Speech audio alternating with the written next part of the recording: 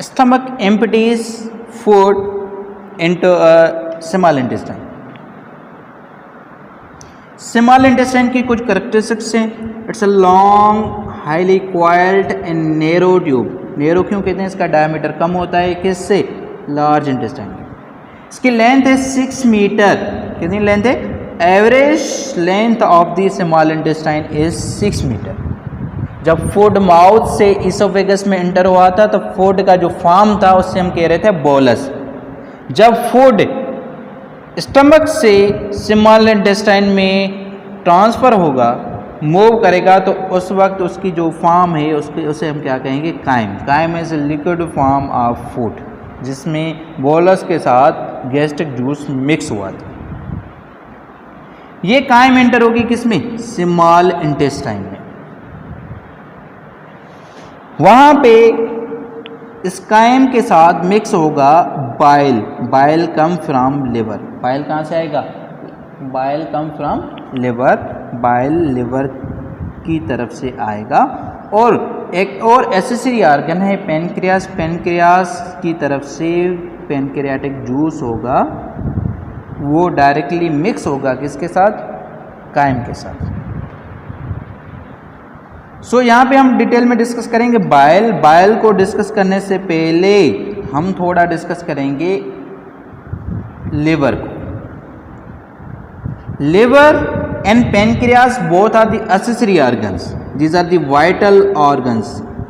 One of the busiest organ of the body is liver. It performs hundreds of the function in body.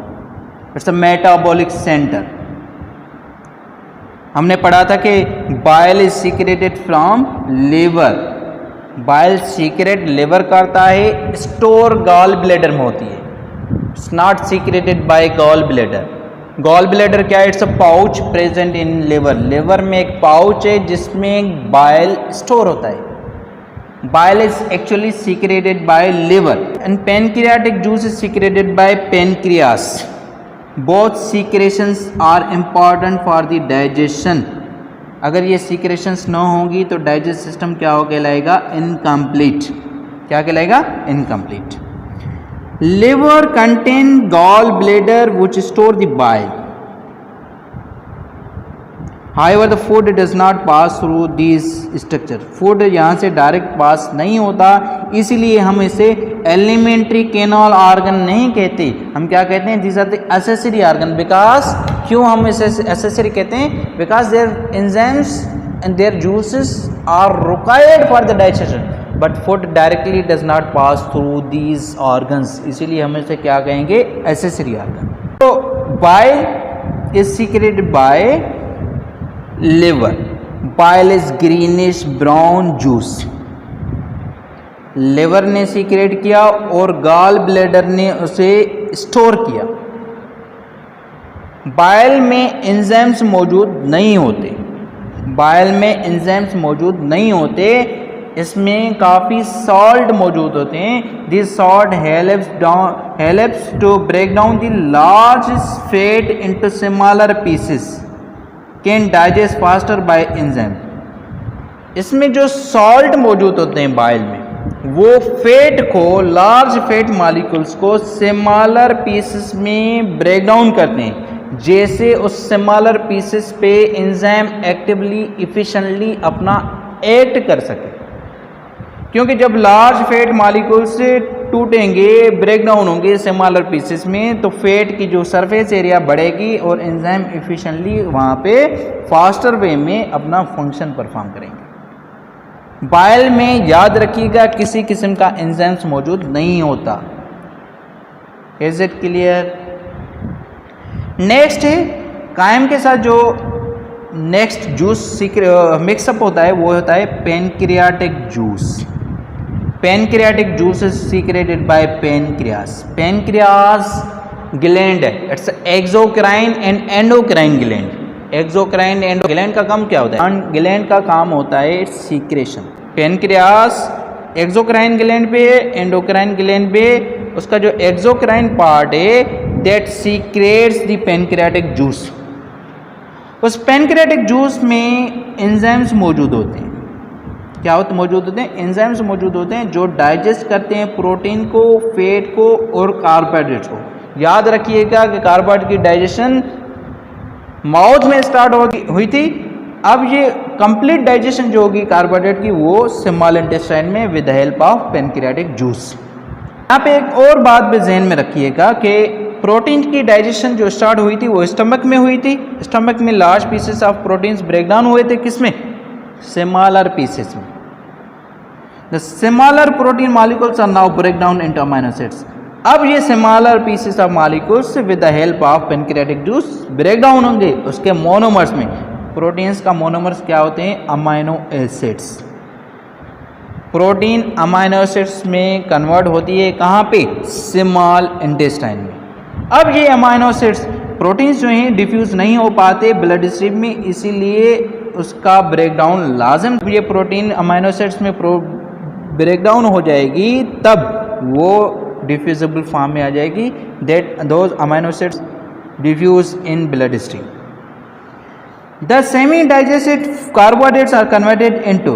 Carbohydrate की digestion पहले हो चुकी थी, इसलिए हम कहते हैं यहाँ पे सेमी डाइजेस्टेड कार्बोहाइड्रेट। अब वो कंप्लीटली डिफ्यूजिबल फॉर्म में आ जाएंगे, यानी कि उसकी कंप्लीट डाइजेशन होगी। और fat break down into glycerol. Fat की डाइजेशन पहले नहीं हुई थी, सिंपली फैट ब्रेक डाउन हुई थी लार्ज पीसेस स्मॉलर पीसेस में with the help of enzymes. अब पेनक्रियाटिक जूस में जो एंजाइम्स मौजूद होते हैं वो फैट पॉलीमर को उसके मोनोमर्स में कन्वर्ट करेंगे, यानी कि लार्ज पीसेस को सिंपलर मॉलिक्यूल्स में कन्वर्ट करेंगे। कौन कौन से मोनोमर्स हैं फैट के? Glycerol and fatty acid, these are the monomers of fat. अब ये मुमकिन है कि फैट ब्लड स्ट्रीम में डिफ्यूज हो सके, मगर याद रखिएगा फैट कभी डायरेक्टली ब्लड स्ट्रीम में डिफ्यूज इन नहीं हो पाती। Fat enters into bloodstream through the lymphatic system. Fat की जो एब्जॉर्प्शन होती है वो लेक्टियल वेसल्स में होती है, वहाँ पे fat become the part of first lymphatic system then bloodstream, it moves into blood stream.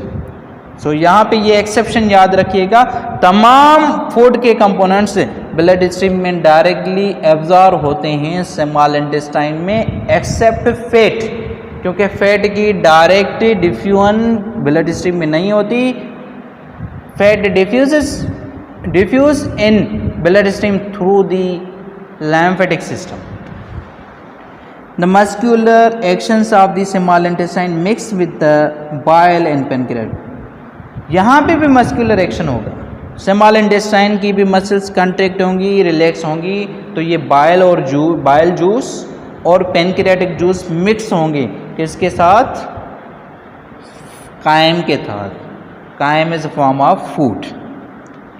Small intestine में डाइजेशन कंप्लीट हो रही है, here the digestion is completed. और जब स्मॉल इंटेस्टाइन का एंड आएगा तो digested soluble diffusible components of food now diffuse through the walls of small intestine into blood stream. जो स्मॉलर मॉलिक्यूल्स थे वो ब्लड स्ट्रीम में डिफ्यूज होंगे। इस प्रोसेस को हम क्या कहेंगे? Absorption. Absorption is a third step of digestive system, हमने पहले पढ़ा। एब्जॉर्प्शन सिर्फ किस में होगी? स्मॉल इंटेस्टाइन में। Absorption occurs only in small intestine. क्यों? हमने ऊपर पढ़ा था कि it consist of the many folds, इससे फोल्डेड फोल्ड्स की ज़्यादा फोल्ड्स की वजह से इसकी जो surface area of our absorption है वो ज़्यादा है, और इसकी वॉल्स में ब्लड कैपिलरीज मैक्सिमम है, इसलिए एब्जॉर्प्शंस अकर इन स्मॉल इंटेस्टाइन। जब ये फूड एब्जॉर्ब हो जाएगा तो क्या होगा? यूटिलाइज होगा।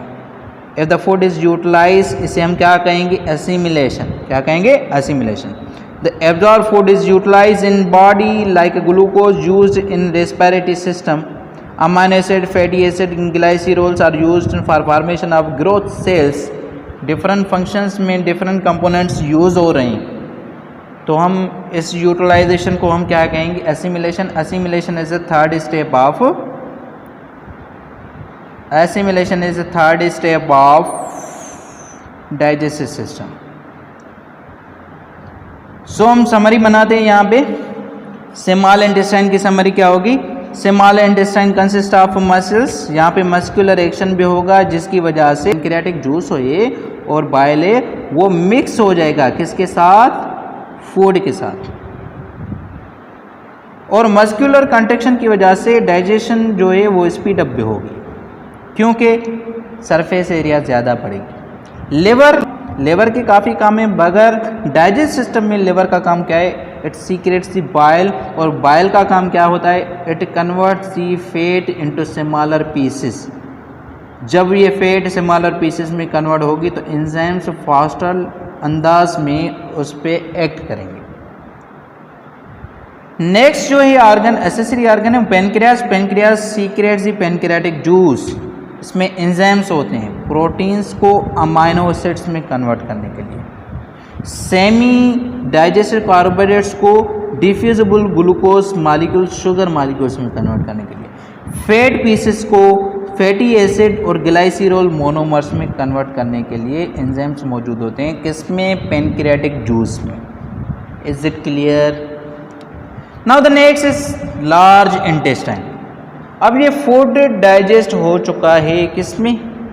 स्मॉल इंटेस्टाइन में। बाकी क्या बचेगा?